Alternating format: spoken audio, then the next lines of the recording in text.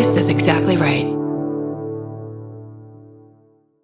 This episode is supported by FX's The Shards, a seductive drama from executive producer Ryan Murphy. Set in 1980s Los Angeles, the series follows a group of glamorous, deeply entangled high school seniors drawn into a life of wealth, beauty, parties, and excess. At its center is Brett, whose reality begins to unravel when the arrival of a new student coincides with a series of mysterious murders. FX's The Shards, now streaming on Hulu. Goodbye. Everyone loves the idea of spending an afternoon curled up with a good book. Well, grow up, because it's almost impossible. Luckily, you can take your next great story with you on Audible. Audible has a massive selection of titles to choose from, including This American Life, new books by Michael Connelly, along with classics from Agatha Christie, and so much more. Whether you want a mystery, a true crime story, or something completely different, there's always something new to listen to. New members can start listening with a 30-day free trial at audible.com/MFM. Audible, stories that speak to you. Goodbye. Hey, everybody. Here's the thing about other home security systems. They're all designed for after the window breaks, after someone's inside, after you get the notification, after the police come. SimpliSafe is the first system designed for before, stopping a break-in before it even begins. That's right. Unlike traditional security systems that only alert you after a break-in is already underway, SimpliSafe is designed to help prevent the crime before it starts. Their cameras can detect suspicious activity at the perimeter and alert live U.S.-based agents. Then SimpliSafe's agents assess the threat, intervene, speak through the camera to scare off the intruders, and call for 911 dispatch. That's right, and SimpliSafe has been protecting your world for 20 years, everybody. So celebrate their anniversary and save 60% on your new SimpliSafe system at simplisafe.com/stuff. That's 60% off, you guys, at simplisafe.com/stuff. Plus, when you order, write in our show name and the How Did You Hear About Us survey to let them know that we sent you. Don't forget, there's no safe like SimpliSafe.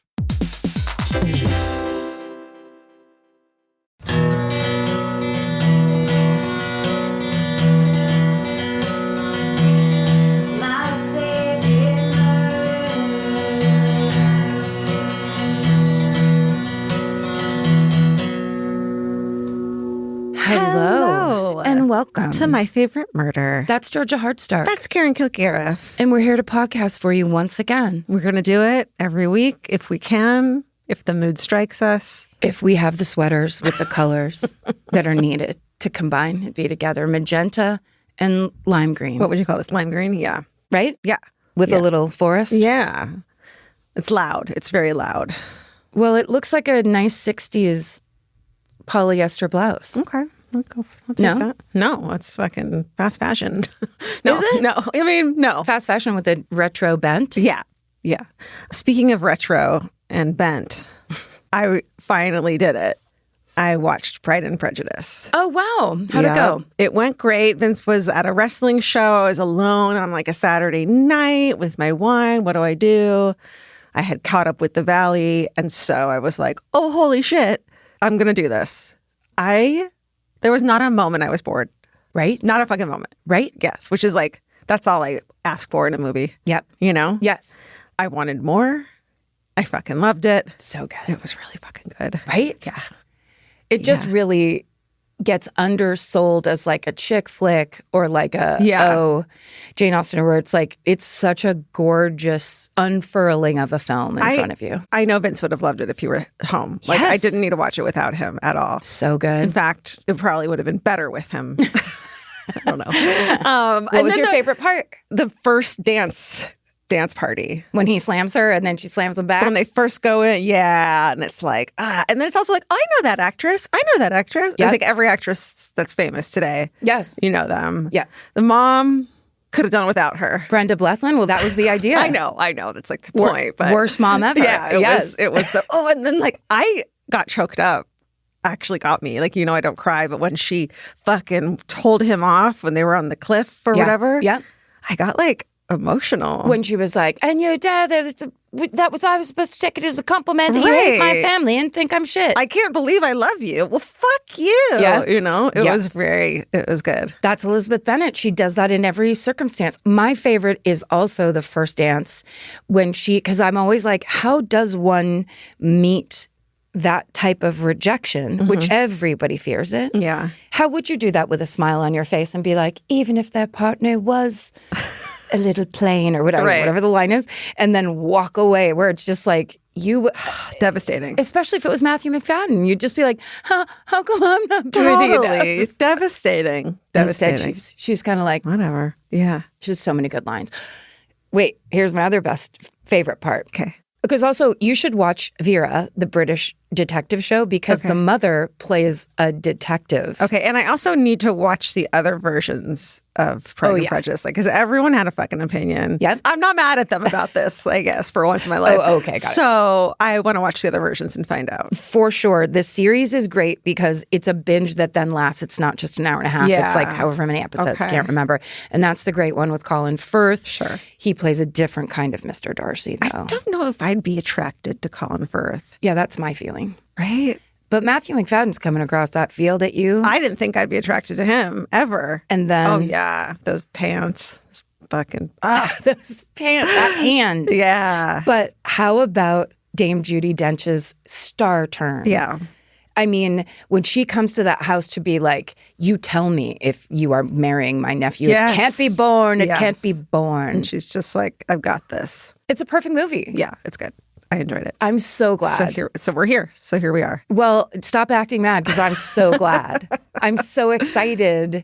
Also, it's one of those ones where like it's a go back to because there's things you missed. Oh, also, we're not even mentioning what perfectly prepared potatoes. That part where the priest cousin comes and that guy. Oh, the weird cousin was so good. And do you remember? Do you know he was from season 2 White Lotus, the bad gay that Jennifer Coolidge was hanging out with. Oh my God. Same actor. He's an 80s actor too, though, isn't he? He's been around for a long time, but he is like one of the best of the God. In England. He's the bad gay. Yeah. Yes. Tom. These bad gays. That's the line from it. We're not fucking. Yes, that's Jennifer Coolidge being quoted. These gays are going to kill me. Ooh, that's good. Oh, I'm overjoyed. Okay, good. But what do you have? What have you got? Let's move on from perfectly prepared potatoes. I won't. I'm just going to keep misquoting the movie, which driving people who really know every word of the movie. Yeah. But people on TikTok have made T-shirts with him on it, and then it says what perfectly prepared potatoes. I wish I could remember it, but it's like it says what perfectly prepared potatoes, right. And it's just like him looking down, like it's a fan shirt. Kind of. I love it. So good. Can I just let you know real quick? Yeah. What excellent boiled potatoes is the phrase, and it's Tom Hollander. Thank you, Molly. Molly, thank you. Wait, did you know what excellent boiled potatoes off the dome? I had to Google if I am going to be clean about this. Yes, please always be clean. There's no reason not to. Thank you. There's for no that shame. info. I just did it wrong 8 times in a row. You get to do it wrong if you want to. What excellent boiled potatoes and what a perfectly appointed room. Something like that. Yeah. Just like bad small talk. That's good. So good. Okay. I'm so glad. Yeah. Thank you. Thank you guys for fucking yelling at me until I did it. It was for my own good. Right? It was for my own good. Do you feel different? I feel more open-minded to movies like that. Okay, then I have a recommendation. Okay. There's another one, and there's a couple versions of it, and it's called Persuasion. Okay. Someone else mentioned that in the comments. The original Persuasion is so good. Okay. And it is one of those love stories of like, it's too late. She made the wrong call and she lost him forever. Devastating. Okay. But did she? Our Jane Austen doesn't devastate permanently. Okay. And it is so beautifully acted. And it's the same thing where you're in this place. It's so real. Mm-hmm. These houses, these estates they live on, whatever. Mm-hmm. And like what it does to people, what people are like. I don't know. Yeah. It's great. Vera and Persuasion, I will do that. And you don't have to go all the way into Vera. You'll just be blown away at what an amazing actress Brenda Blethyn is because she's like a completely different person and not. That mother is like the kind of mother that would say a thing that would humiliate you and the whole family in front of as many people as possible. Oh, I have one of those. It's hard. Oh, I've met one of those before. It's painful. And not even on purpose. That's like, I feel like I have to say that. Like, not on purpose. Just that's your personality. Right. It's tough. Yeah. Yeah. She's squeamish. Yeah. Okay. Well, should we talk about merch for 1 second? Oh, sure. Okay. Because it's fucking hilarious this week. Well, this is very exciting. So we each got to design our own merch. Didn't get to. We just fucking did it. And then Nicole was like, that should be real merch. And we were like, okay. So I designed My pitch was, hello, my name is, and then the name would be Supt, because that's the one I got. Superintendent. I got it wrong. It was episode 465. You're kidding yourself. Supt. So hello, my name is Supt is now available as a mug and a koozie. And I have both right here with me. Hello, my name is Supt with my terrible handwriting. That's Georgia's script. My actual scrawl. Truly her design. So then I also designed some merch, and essentially people were saying that after the election, me quoting my dad who said we just have to sally forth, was people were really liking that online. So Nicole suggested we make shirts of it. And she's like, what do you want the shirt to look like? And so I picked up a tiny legal pad and just very quickly sketched it and said, what if it was something like this, just like a little cartoon head of my dad saying that. And then she was like, sounds good. What if we just do it exactly the way you wrote it? So in this same vein and in the same spirit of Georgia's merch, we have T-shirts that are my hand-drawn picture of my dad. So good. Which literally looks exactly like him. It does. It totally does. Saying we're going to sally forth. Yeah. That's a perfect shirt. That's pretty great. I feel like for us and merch. Yeah. This is where we want to be. Yeah. Like it strikes a good balance, I think. I think so. This is your summer merch, guys. Bring this to the beach. I don't know. I mean, you could. Do you want it on a towel? Do you go to the beach? Hello, my name is Supt on a towel. That's fun. Great idea. I actually love that. Do you go to the beach? Do you go? Do you like sand in your toes and in your car and in everywhere? Everywhere? Everywhere. Purse. People are like, we do. Yeah, people do. All summer long. Should we do the rest of the Exactly Right updates while we're here? Sure, we should. We have a network, and it's called the Exactly Right Podcast Network. And here are some of the updates. Well, this is a big one. MFM Animated is brand new. Nick Terry brings us the story of Peachy, the bitter little bird. It's my favorite. I say that every fucking time. It's my favorite. Yeah. This one is beautiful. It has so many. Peachy pulls a switchblade on me. Yeah. It's great. I'm honored. No spoilers. But Georgia's physically threatened by a small bird. Honored to be physically threatened by Peachy. So you can go find it on YouTube right now. It's at youtube.com/exactlyrightmedia. And there are also 70 other episodes of MFM Animated. So if you like this one, you might like the other ones too. Yes, please follow us on YouTube. It's very helpful. And while you're there on YouTube, we've also got full episodes of Buried Bones, This Podcast Will Kill You, and the little podcast called My Favorite Murder. There's tons of videos, guys. We're making them for you. Please go check that out. youtube.com/exactlyrightmedia. Thank you. The end. The future has an annoying habit of always showing up. That's why now is a great time to start planning ahead. Enter Acorns. Acorns is a smart way to give your money a chance to grow. You can sign up in minutes and start automatically investing, even if it's your spare change. The Acorns potential screen shows you the power of compounding and how your money could grow over time. You can quickly adjust how much you're investing every day, week, or month to make sure you're always building towards your goals. Whether you're just starting out or thinking about settling down, Acorns supports your big and small goals across every stage of life. Sign up now and Acorns will boost your new account with a $5 bonus investment. Join the over 14 million all-time customers who have already saved and invested over $27 billion with Acorns. Head to acorns.com/MFM or download the Acorns app to get started. Paid non-client endorsement compensation provides incentive to positively promote Acorns. Tier 2 compensation provided, potential subject to various factors such as customers' accounts, age, and investment settings. Does not include Acorns fees. Results do not predict or represent the performance of any Acorns portfolio. Investment results will vary. Investing involves risk. Acorns Advisors, LLC, an SEC registered investment advisor. View important disclosures at acorns.com/MFM. Goodbye. This podcast is brought to you by Squarespace. Every successful small business starts with someone saying, I wonder if people would actually buy this. Squarespace gives you everything you need to find out. From consultations to events and experiences, you can showcase your skills with a customizable website designed to attract clients and grow your business. With Squarespace's collection of cutting-edge design tools, anyone can build a beautiful, professional online presence that perfectly fits their brand or business. Get paid on time with professional invoices and online payments. Plus, streamline your workflow with built-in appointment scheduling and email marketing tools. Head to squarespace.com/murder for a free trial. And when you're ready to launch, use offer code MURDER to save 10% off your first purchase of a website or domain. Goodbye. Buying clothes is easy. That's why everyone's always doing it. But finding clothes you actually want to wear is the hard part. Get all your favorite elevated essentials at Quince. Quince specializes in effortless, high-quality essentials like ultra-soft organic cotton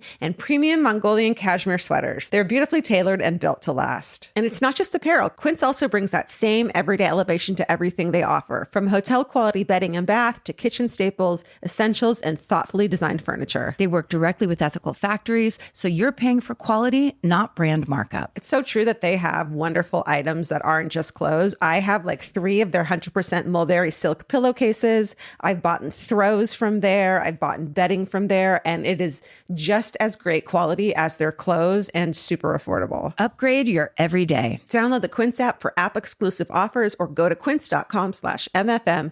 Get free shipping on your order and 365-day returns. Now available in Canada and the UK too. QUINCE.com/MFM. Goodbye.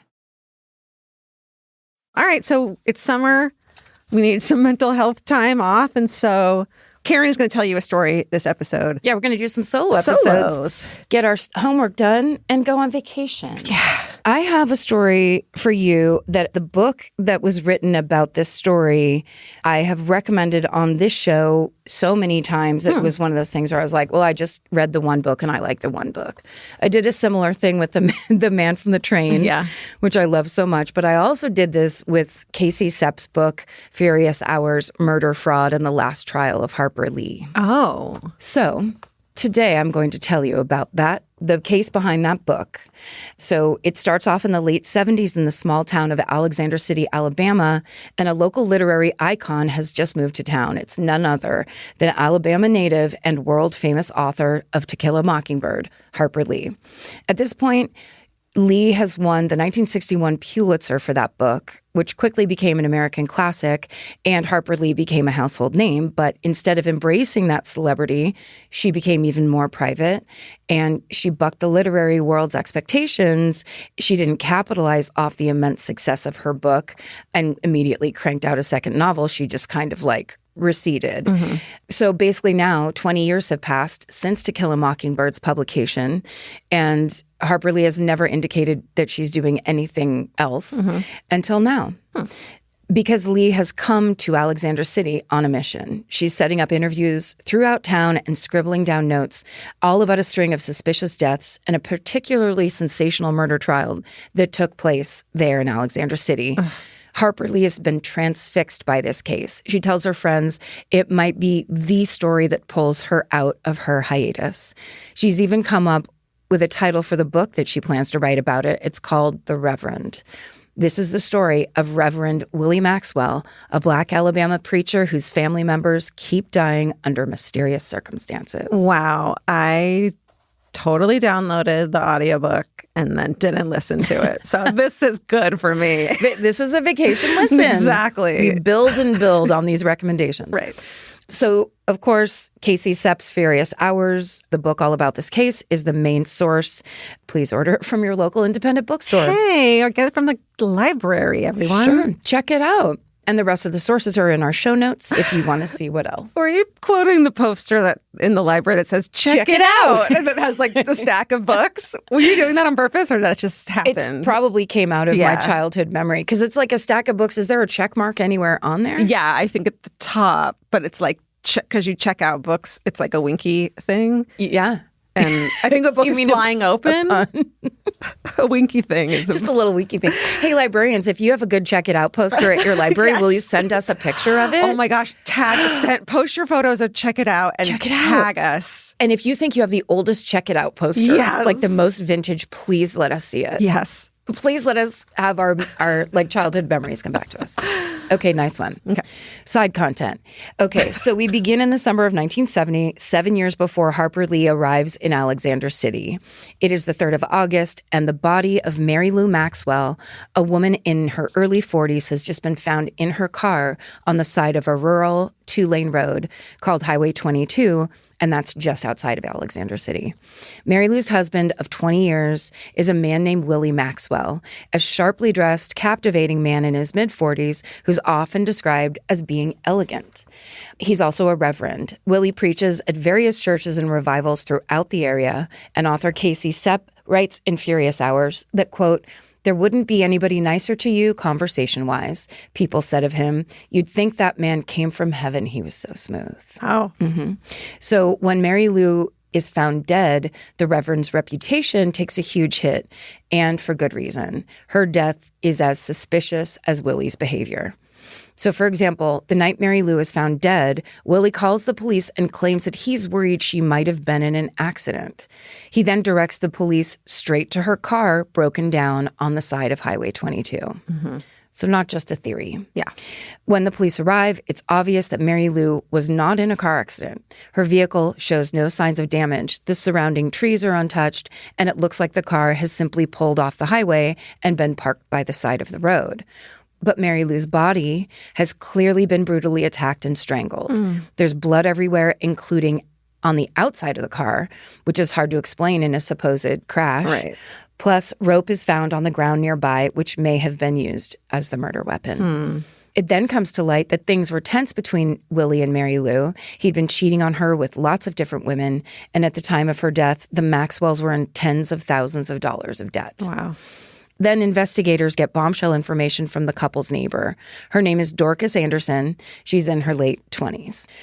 So Dorcas tells police around 10 p.m. on August 3rd, Mary Lou had stopped by in a panic, saying she'd just received a call that Willie was involved in a bad car accident, coming home from a preaching gig, and that he'd crashed somewhere off of Highway 22.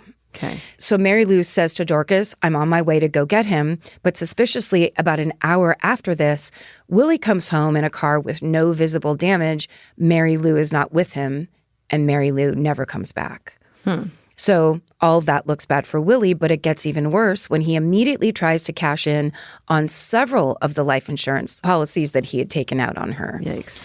At that time, it was very easy to take out life insurance policies. Yeah. All you needed was a name, a birthday, a social security number, and a talent for forgery if you're doing it behind someone's back. They had machines, like cigarette machines for life insurance at the airport back then.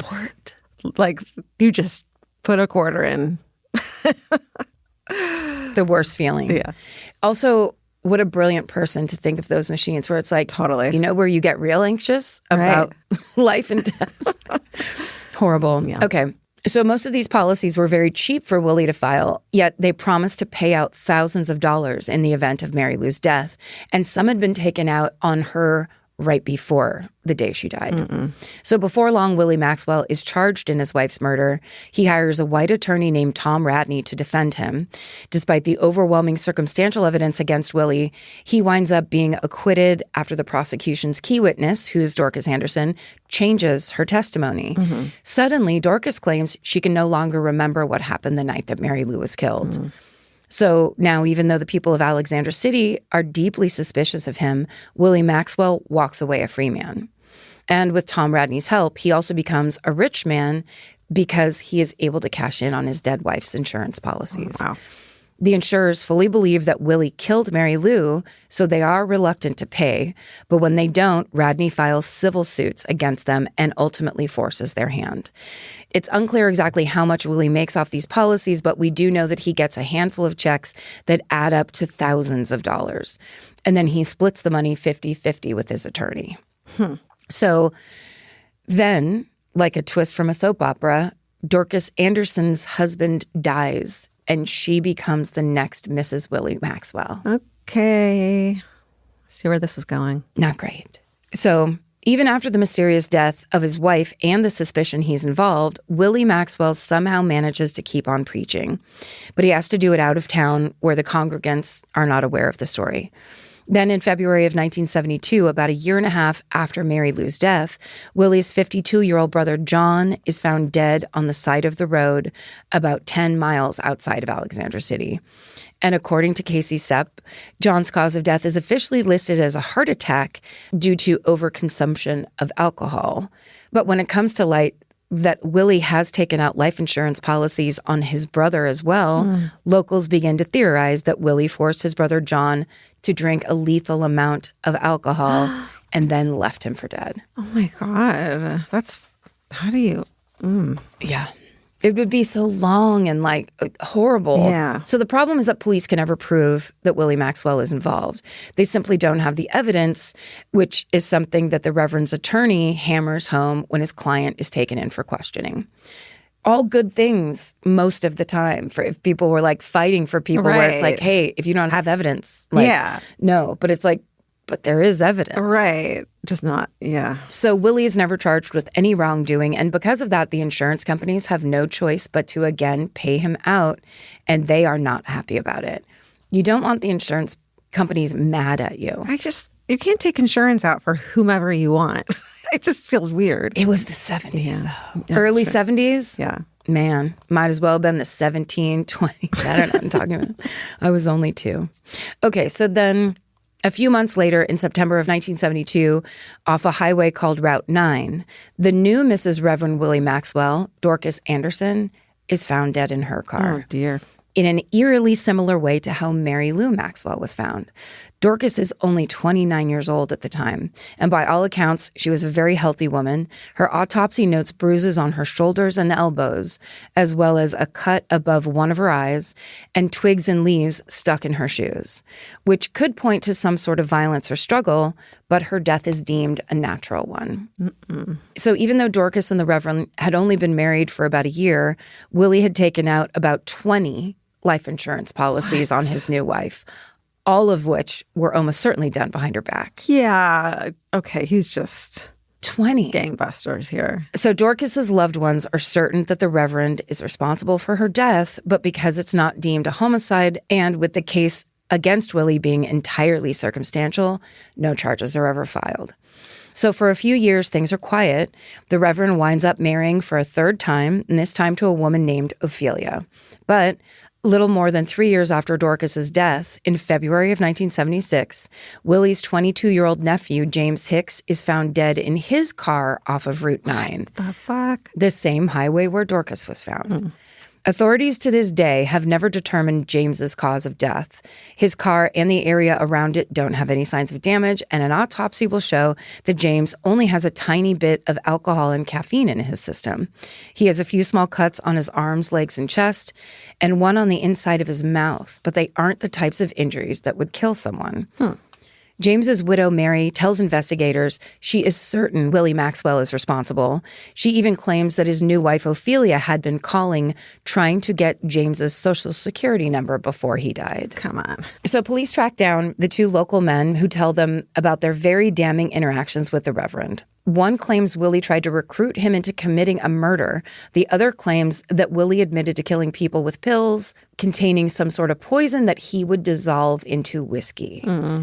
So the police collect all that information about Willie Maxwell's activities, but they don't arrest him, probably because they would need harder evidence than just hearsay, and they know this lawyer is going to be like waiting right there. Yeah.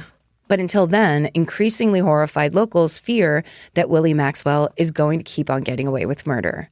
And then 1 year later, in mid-1977, Willie's 16-year-old stepdaughter, Shirley Ann Ellington, Ophelia's child, is found along a nearby highway near Willie's car. Jeez, at some point the evidence is that everyone you freaking know dies. Yes. That's the evidence. Your immediate family keeps being killed. Yeah. But unlike the other suspicious deaths, Shirley Ann is not discovered inside the car. She's actually been crushed underneath it. Ooh. So the police think this scene is staged because it's supposed to look like Shirley Ann died in a terrible accident while changing a tire. But none of the tires on the car are flat, and Shirley Ann's hands are very clean, while the tools she would have been using are very dirty. That's the kind of stuff it's insulting, where it's like, you're not going to even stage this with any energy. You're just going to put all the things together and be like, it'll work. You don't again. because you know you can get away with it. Yeah. On top of that, Shirley is found about a mile from her house. It wouldn't make sense that she wouldn't just walk home instead of attempting to change a car tire. Totally. So this is now the 5th suspicious death of someone connected to and actively insured by Reverend Willie Maxwell. By this point, the Reverend has collected around $90,000 from insurers. Oh, my God. Would you like to guess how much money that is? This is 1977. And it's how much? 90. It's accrued from. It's $90,000 accrued from 1972 to 1977. In today's money, I'm going to guess that is 210? 750,000, almost $1 million. Wow. Yeah. Okay, I was way off. I know. When I looked at that number, I was like, whoa, but it's the 70s, which I want to tell myself was 20 years ago. It was not 20. So at this point, the Reverend's reputation is fully in the gutter. He is now basically, his name is like he's the local boogeyman. Mm-hmm. Everyone who knows about him can't stop talking about how he is just actively getting away with murder scot-free.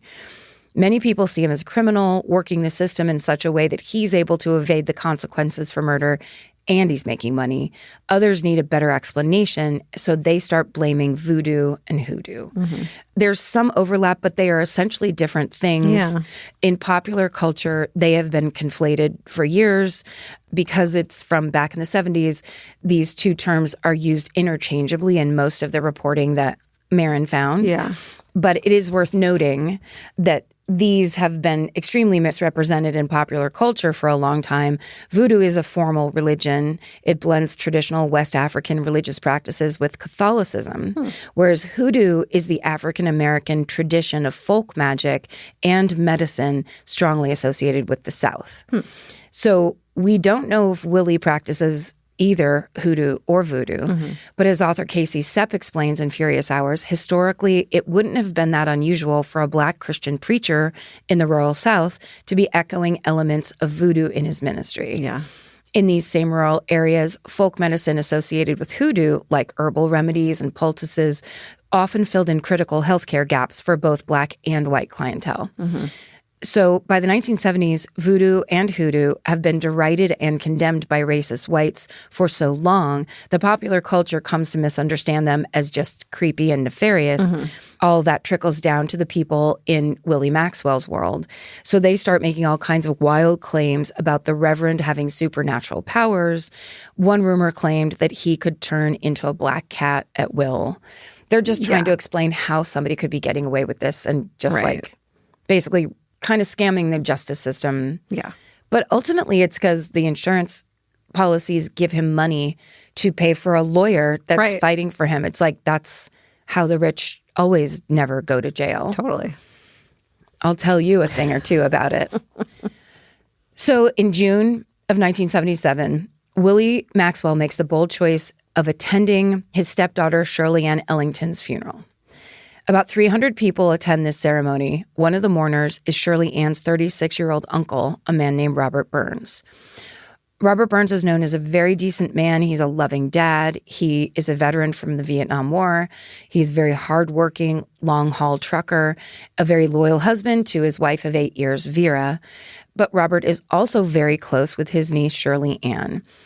So during this funeral, he stuns everyone in attendance by pulling out a gun and in front of hundreds of witnesses shooting 52-year-old Reverend Willie Maxwell in the head, killing him. What? At the funeral. Oh, man. I wasn't expecting that. Right? Wow. It's a real turn midpoint. Yeah.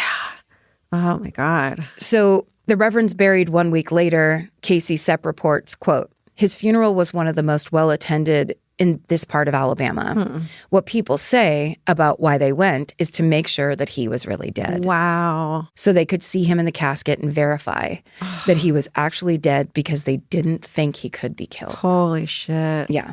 I mean, that's just, wow. Imagine your beloved niece and you just know who did it and you know he's going to get away with it. And you saw it coming. Yeah. And he did it to those other women where it's like Dorcas was just a witness and suddenly she has probably got love bombed and pulled in. Yeah. Yeah. Horrible. So now in death, Reverend Willie Maxwell's notoriety has expanded far beyond Alabama, attracting reporters from all over the country. And this is when Harper Lee reads about the Reverend's murder in the newspaper and, of course, immediately is like, what is going on? I have to know more. So it's a well-established fact that Harper Lee is a true crime fanatic. Casey Sepp mentions a quote Lee once gave about the infamous axe murderer Lizzie Borden, where she jokingly empathizes with her, saying, quote, I know exactly why she did it. Anyone burdened with long petticoats and having had mutton soup for breakfast on a day like that was bound to have murdered somebody before sundown. Yikes. That's our girl. That's our Harper Lee. She's just like... Got it. Salty. She's a little salty. She's a salty lady, played by Sandra Bullock in the movie, the Truman Capote movie. Oh, right. Interesting. So we know Harper Lee is deeply interested in the themes that lie at the heart of the Reverend's story, things like Southernness, race, vigilantism, and the American justice system. All of those themes that ran through To Kill a Mockingbird. So it's not too surprising that she decides to move down to the Alexander City area so that she can immerse herself in the Reverend's world. While living there, Lee interviews several people close to the case. She even develops a friendship with Willie's longtime attorney, Tom Radney, who, in another surprising turn in this saga, winds up defending Robert Burns after he's charged with the Reverend's murder. Oh, man, this guy's just like, I'll take anyone. Well, I think it's like, is he the only lawyer for 1,000 miles? Maybe. Is it that feeling? He's the only one to take black clients, maybe. Maybe. Could it be that he was like, I was a part of this and this horrible thing happened and now I need to be a part of this? Yeah, like atonement kind of? Yeah, maybe. Balance the scales, although his client is the one that got murdered. But right. It's an interesting turn. Yeah. So Tom Radney exchanges extensive notes with Harper Lee, likely with the hopes that she'll write another bestseller that highlights him as a particularly savvy lawyer. They also have some fun together. Years later, Tom Radney's wife, Madeline, will describe Harper Lee this way. She'll say, quote, I didn't spend nearly as much time with her as the men did. Harper Lee smoked and drank, and she had several four-letter words she'd contribute to any conversation. I love that. And these are like Southern women who like, we will go out on the porch while you men talk. And Harper Lee, I guess, you stay there too. Sorry, mid-quote. But she had this really cute wit about her. She was smart, and I enjoyed just listening to her, just sitting back and listening to the conversation. So she liked it. She was a fan. Okay. So when Robert Burns' trial kicks off in September of 1977, he pleads not guilty by reason of insanity. So Tom Radney is now tasked with one of the most difficult jobs an attorney can have. He not only has to prove Robert's insanity at the time of the Reverend's death, which is very hard to do in court, but he also has to defend a client who killed his victim in front of 300 witnesses. Right. Like, that's not in question. Right. Okay. So there's no denying that part. But Radney is, of course, a very good lawyer, even though PTSD isn't something most people understood at the time, like in the 70s. He relates Robert Burns' temporary insanity in the courtroom to the trauma he endured while serving in Vietnam. Wow. At the same time, Radney plays on the public's anxieties around the power of voodoo, and he uses it to paint the Reverend as basically Robert's complete opposite. As Casey Sepp puts it, Radney establishes Willie Maxwell as, quote, the witchiest witch doctor and the voodooiest voodoo priest the South has ever known, a man so mysteriously powerful that no force of law could touch him and so feared that no neighbor would look him in the eye. So reporting from this time seems to take Tom Radney's narrative here and run with it, with Willie Maxwell becoming known as, quote, the voodoo priest in some faraway newspapers. Okay. So it's a bit hypocritical. Yeah. To take a turn like that. It is. But maybe it's like, hey, I was there in the front lines and like got involved with this guy. I don't know. Totally. So the trial lasts 2 days. Robert Burns is acquitted of the Reverend's murder. Wow. Because the jury ultimately accepts his insanity defense. The courtroom reportedly bursts into applause at the verdict. Yeah. And that same year, the town of Alexander City names Tom Radney the Man of the Year. Wow. Yep. And just so you get a full sense of Tom Radney, because this is like, we're just making comments on this kind of singular thing where it's like, he, of course, probably had 100 other clients and was, whatever. So everyone knows, attorney Tom Radney went on to serve in the Alabama state legislature, and he was a vocal advocate for civil rights. He passed in 2011 at age 79 after a long illness. So he was the real deal in that way of, like you said, the only lawyer to represent Black people at that time or whatever it was he was doing. He kept doing it after all of this, which is good to know. Yeah. And apparently Robert Burns is still alive and in his 80s. No way. Yeah. And he talked to Casey Sepp as she wrote her book, and he's been quoted by reporters a few times over the past decade. That's so interesting. So with that, the story of Reverend Willie Maxwell comes to a close, but we're still not at the end of our story because the enduring mystery here involves Harper Lee, who, despite all evidence suggesting that she was writing a book on this case, never publishes one. In fact, nothing she wrote in this era has ever surfaced, at least not publicly. So while she was in Alexander City, Harper Lee conducted interviews, including with Robert Burns after his acquittal, which imagine what that must have been like. She took copious notes. She even sent pages of writing to Tom Radney for him to review. And later, Harper Lee's sister Louise will claim that she read the entire manuscript of the book about this case. And Louise reportedly declared that book to be, quote, better than In Cold Blood. So it was written. Yeah. Oh, my God. I mean, would her sister lie? Probably not. No. Because she'd want her sister to get the credit of like, oh, no, she did it. Yeah. And it was better than In Cold Blood. Oh, God. Which, speaking of, we know Harper Lee was a very skilled reporter, and she proved this when she helped Truman Capote, her childhood friend from Monroeville, Alabama, report on the death of the Clutter family in 1950s Kansas, the subject of the book In Cold Blood. And that book is a hugely important piece of American literature that helped legitimize true crime as a genre.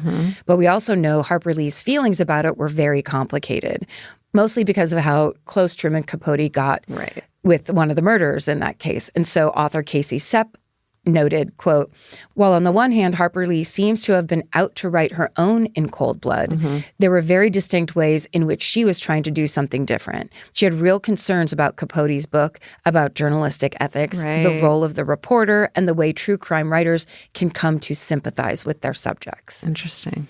So Harper Lee once even wrote to Truman Capote's fact checker at The New Yorker, expressing her fears that while they were working on In Cold Blood, it was, in Harper Lee's words, quote, more novelistic than nonfiction. She'd also written a letter to Gregory Peck, who played Atticus Finch in the movie version of To Kill a Mockingbird, and she said to him, quote, my agent wants pure gore and autopsies. My publisher wants another bestseller. And I want a clear conscience in that I haven't defrauded the reader. Wow. Yeah. Chutzpah and what's the word I'm looking for? Character? Ethics. Yep. Yeah. Good standards. Yeah. Like actually trying to stand for something. Yeah. Also, it makes it a little easier. She'd already gone through something before where it's like probably as they went through the In Cold Blood process, it was like, is this right or wrong? Right. This doesn't feel good, but I didn't say anything at the time. Yeah. She's the researcher. She doesn't get to tell the author what to do. Totally. But she gets to make her own adjustments. Yeah. Okay. So there's theories on why her book never saw the light of day. That's one of them, that she liked the ethics of it. Some have also speculated she might have been hamstrung by the fear of having to follow up To Kill a Mockingbird, which, good Lord. I mean, stay sexy and don't get murdered. How do we follow that up? We haven't, and we don't. Others think she may have had really bad writer's block, or that her publishers didn't like the idea of a book that centered around the lives of Black people. Right. Ultimately, we don't know what happened to Harper Lee's writing about the Reverend Willie Maxwell case, and she will never get a chance to show us or tell us herself. In 2016, at the age of 89, Harper Lee passed away in her sleep.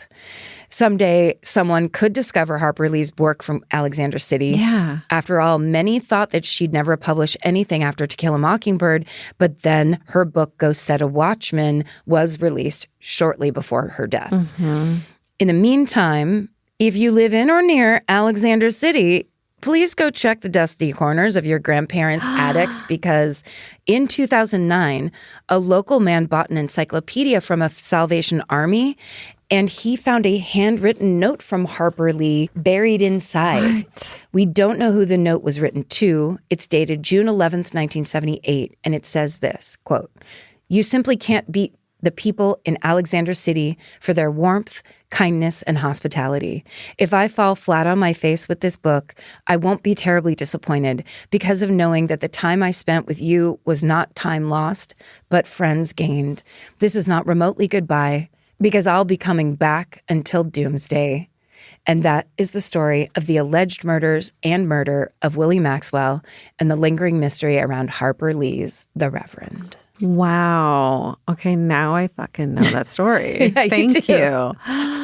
What happened to the book? The idea that she left a note in an encyclopedia for somebody to discover 40 years later is so badass of her. She knew. That feeling. Yeah. She's like, I need to write a love letter to the city, but if I do it officially, they'll try to give me something and make it about me. Right. And I just want the actual people to know. Yeah. So here. Oh, God. So good. That's so good. And yeah. She wants a reader to know. Yeah. And they found treasure. Yeah. Everyone look in your attics and go buy things at garage sales. And if you live in Alexander City, will you please send us any of your theorized Harper Lee treasure? It's like, I found this manuscript in my grandma's nightstand. That was an incredible, great job for a solo. It had everything you'd want and more. That's how we do these solo episodes. We provide, and we get the hell out. Because we fucking sometimes need a moment. Do you understand this? I don't understand why it's been 9.5 years. Nonstop. It's a lot of podcasting. We love it. We're not complaining. We do love it. So grateful. But man, it's nice to just have like 2 weeks, not worry about stuff. You know, you do it from your job. Right? So we're doing it from our job. I mean, look, people, we just took a week off. I mean, we do this sometimes. Yeah. But definitely, any complaints, please write to... Cut that out. Can you bleep that? My real email address. The right piece of furniture can completely change your room. And your life. It's amazing what one good couch can do for morale. And that's why there's Article. Article makes it effortless to create a stylish, long-lasting home at an unbeatable price. They take great care in curating their collection, focusing on pieces that stand the test of time. There's no filler. Every item is chosen for its craftsmanship, design, and lasting value. And with Article's 30-day satisfaction guarantee, you can shop with confidence, knowing that if you're not completely in love with your new furniture, you can easily return it. I recently needed to replace my old outdoor dining room table and chairs, so of course I went straight to Article. They have the Sarik outdoor dining set. I got it in khaki green. It's such a cute, like minty green. It looks so good in my backyard. I can't wait to have alfresco dinners all summer. You know, we can carve pumpkins on it in fall. It's so beautiful. Article knocked it out of the park once again. Article's offering our listeners $50 off your first purchase of $100 or more. To claim, visit article.com/murder, and the discount will be automatically applied at checkout. That's article.com/murder for $50 off your first purchase of $100 or more. Goodbye. This episode is supported by FX's The Shards, a seductive drama from executive producer Ryan Murphy. Set in 1980s Los Angeles, the series follows a group of glamorous, deeply entangled high school seniors drawn into a life of wealth, beauty, parties, and excess. At its center is Brett, whose reality begins to unravel when the arrival of a new student coincides with a series of mysterious murders. FX's The Shards, now streaming on Hulu. Goodbye. Grocery shopping seems like it should take 20 minutes. And then 2 hours later, you're standing at the checkout with a frozen pizza and 6 different types of chips. Lucky for you, there's Hungry Root. Hungry Root is like having your own personal shopper and nutritionist all wrapped in one. They'll take care of the weekly grocery shopping and recommend groceries and meals tailored to you. Once you tell them about your goals and preferences, they fill your cart with personalized recommendations. And those recommendations get smarter as Hungry Root learns more about what you did or didn't like. Most of Hungry Root's recipes can be made in just 15 minutes or less. You can't get any easier than one pan shakshuka. I've always said that. Yeah, I love the convenience and also the fact that I don't have to go park anywhere. Thank God Hungry Root's around to help us shop and help us build really healthy and delicious meals. For a limited time, get 40% off your first order, plus get a free item in every box for life. Go to hungryroot.com/MFM and use code MFM. That's hungryroot.com/MFM, code MFM to get 40% off your first box and a free item of your choice for life. Goodbye.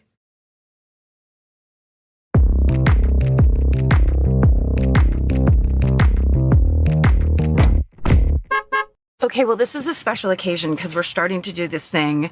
We've been doing our hoorays where everybody writes them in on the show, but now Today, we're doing it in the car. we're doing honking hoorays. That's right. So this is presented by Hyundai. We really appreciate you bringing us here and giving us this lush car to sit in. The gorgeous Ioniq 5. Here we go. I drive this. This is actually Karen's car. Do you want to go first this time? Sure. Okay. My hooray is that today is my 1 year sober anniversary. Wow. It's been pretty hard given the state of things, but facing it sober means I can do the work that needs to be done. Wow. That's from Instagram from @AvonGale. Avon Gale's doing it even in the midst of full global meltdown. That's right. That's important work. That's true. It's a hard time to be doing it, but Good you're doing job. it. Yeah. Good work. So the subject line of this email is, hooray, I'm a PI. Okay. Okay. It says, my hooray is that I just completed my associate's degree in biology and got a job as a private investigator. Those are different. So cool, though. It is this is a person who's living the full range of life. Multifaceted. I've been listening since I was 14. I'm now 21. What? How? Why? Is that math right? And working, it's like liar. And working on my bachelor's degree in forensic science. Oh my God. Thank you for helping me find my future career, hopefully working in DNA testing. There was no name signed on this, but Molly, our producer Molly, has a theory that they left their name off because they're a PI. Ooh, because Yeah. they're smart. That is so badass. Yeah, amazing job. Good job. Very cool. Okay. This is an email. It says, tonight I'm sitting crisscross applesauce on the floor of my new home, folding laundry while my future husband and the love of my life is putting our baby girl to sleep. 2 different people? No questions. Sorry. So many people have thanked you over the years for your kindness and your advocacy and your willingness to talk about mental health. So I am just another one in the bunch, but it's a large part because of you and because of this community that I made it here and that my children are here. Hooray. Melanie, heart emoji. And then it says, P.S. My husband suggested naming our next child, son, after his father, Gary. Baby Gary. Baby Gary. It says, I simply cannot. LOL. I think if you name your child Gary, we have merch for you. We do. There is merch waiting for you. If you send us the birth certificate and proof Yes. that you named your child Gary We need pictures of the face. Yeah. We need pictures of the feet. and the birth. Okay. This email, the subject line is hooray, a dog, a dude, and England. And it says, hiya, after 33 years of being a hopeless non-romantic, last year against all odds, I somehow met and fell for a sweet, charmingly befuddled Englishman and fellow teacher living in Tucson, Arizona. Wow. So naturally, after only a few months of dating, he told me he decided to move back to the UK at the end of the school year. Well, cut to the hooray. I packed up most of my life and moved to England this past New Year's Eve. Wow. Well, it turns out that teaching is brutally hard on both sides of the Atlantic. I'm loving building a little British life with this kind and unexpected man. But the real hooray? I'm writing this from the airport on my way back to the States to reunite with my dog, my best friend of nearly 9 years, to finally bring him back across the pond with me. You'd not believe the hoops required to move a dog to the UK. I bet. But I'm endlessly grateful to my wonderful sister for taking care of my Henry while I figured it all out. Stay sexy and choose adventure over pragmatism every now and then. Katie. I love that. I want to have It's a little so British good. life. That I know. sounds amazing. Build that British life, fill it with scones and befuddlement. Okay, this is from our email. Hi, my MFM queens. My hooray is that March marked 4 years being a registered nurse. Wow. Before my nursing career, I was a teacher for 4 years and slowly fell into a deep depression. In 2018, I made the decision to go back to school for nursing, and I haven't looked back since. Now I have 4 years in as an RN, and I'm happier than ever. It's never too late to change your life around. Hooray, Christina. Yes, Christina. Yeah. It's so true. Yeah. Never too late. Nope. Also, if she just becomes a stand-up comedian now, she's done every job in my family. Oh, yeah. Oh, and fireman. Right. Okay. This is a combo because it's a comment on episode 479, No Bangs. They also folded hooray in here. It's from Instagram, and it says, going through a really hard phase of life, but the joy from my kids is getting me through it. I got them new PJs the other day, and my 2-year-old goes, dinosaurs, yay! I could have cried. So hooray for dinosaurs and amazing little humans. Aw. And that's at dshively07. That's so sweet. That's so sweet. I know. Imagine having little children that bring you joy. What's that like? What are we talking about? Is that it? That's it. Wow. We've done it. All right. Well, thank you, Hyundai, and thank you, listeners, for sending in your hoorays. Stay sexy. And don't get murdered. Goodbye. Elvis, do you want a cookie?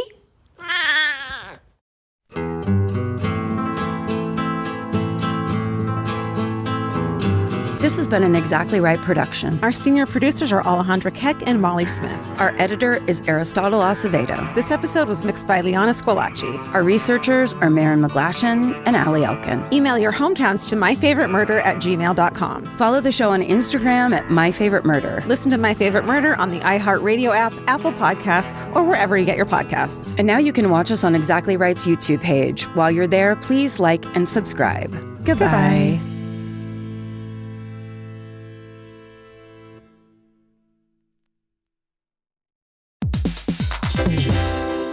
Hey everybody, here's the thing about other home security systems. They're all designed for after the window breaks, after someone's inside, after you get the notification, after the police come. SimpliSafe is the first system designed for before, stopping a break-in before it even begins. That's right. Unlike traditional security systems that only alert you after a break-in is already underway, SimpliSafe is designed to help prevent the crime before it starts. Their cameras can detect suspicious activity at the perimeter and alert live U.S.-based agents. Then SimpliSafe's agents assess the threat, intervene, speak through the camera to scare off the intruders, and call for 911 dispatch. That's right, and SimpliSafe has been protecting your world for 20 years, everybody. So celebrate their anniversary and save 60% on your new SimpliSafe system at simplisafe.com/stuff. That's 60% off, you guys, at simplisafe.com/stuff. Plus, when you order, write in our show name and the How Did You Hear About Us survey to let them know that we sent you. Don't forget, there's no safe like SimpliSafe. Vacation planning should feel like a breeze, not a deep dive into countless travel sites searching for the best deal. With Cheap Caribbean's Budget Beach Finder, you can search every destination and every date all in one search. You'll save time and money with the Budget Beach Finder. Say goodbye to endless scrolling and tab hopping, and hello to budget beach bliss at your fingertips. Go to cheapcaribbean.com to try out the Budget Beach Finder and see just how stress-free vacation planning should be. Goodbye. There's always a point in the day when your feet decide they've had enough. Luckily, there's Reef. You may know Reef for their ridiculously comfortable sandals, but they aren't stopping there. The women's Neptune has everything you could ever want in a sneaker. The Neptune is a lightweight, everyday slip-on shoe with a crushed back heel, so you can wear it traditionally or step on the heel and wear it like a slide. Lightweight, breathable, and easy to wear, the Neptune is the everyday shoe your feet have been waiting for. The Neptune makes me so freaking happy because my whole life I've been yelled at for crushing the heel of my foot. Because I want every shoe to be a slide, every shoe. And they actually make them that way. And it makes me so happy. Plus, they're super comfortable, they're light, and they're really cute. So check out the Neptune on reef.com and redeem 15% off your first purchase. Goodbye.